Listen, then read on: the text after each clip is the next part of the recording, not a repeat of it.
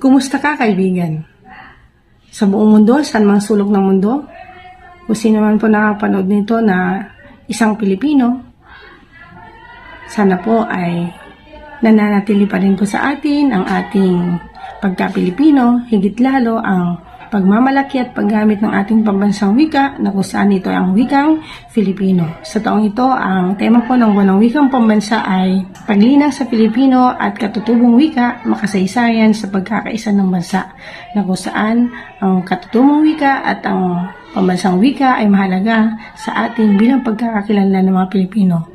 Kung kaya, mayroon po ang inihandang isang awitin na kung saan ito ay nagpapakilala na tayo ay mga Pilipino. Pamagat po nito ay ang Ako'y Isang Pinoy. Tara po, samahan niyo po ako sa pag-awit. At habang sinasamahan niyo po ako sa pag-awit, tayo ba'y magbalik tanaw kung bawat isa pa po ba sa atin ay gumagamit ng ating pambansang wika. Kaya tara po, samahan niyo po ako at sana mapalagan po natin palagi ang ating paggamit ng ating pambansang wika.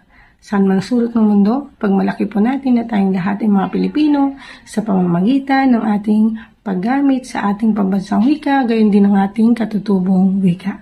Higit lalo sa mga kabataang Pilipino na kung saan sa kasalukuyan, mukhang nakakalimutan na po yata ang paggamit ng ating pambansang wika.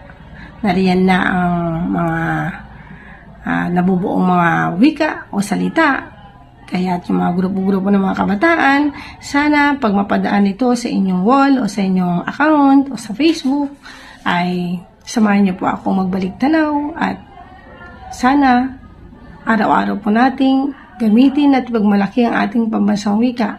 Kaya sa mga kabataang Pilipino, ayon nga kay Gato C. Rizal, ang hindi marunong magmahal sa wikang pambansa ay higit pa sa malansang isda. Kaya ating ipagpatuloy na gamitin ang ating pambansang wika bilang pagkakakilanlan sa ating mga Pilipino.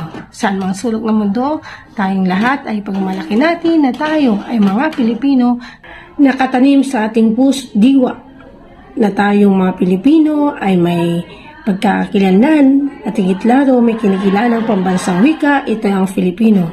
Kaya tara na po, samahan niyo po ako sa pag-awit. Ako'y isang Pinoy sa puso't diwa, Pinoy na isinilang sa ating bansa. Ako'y hindi sanay sa wikang mga banyaga, ako'y Pinoy na mayroong sariling wika.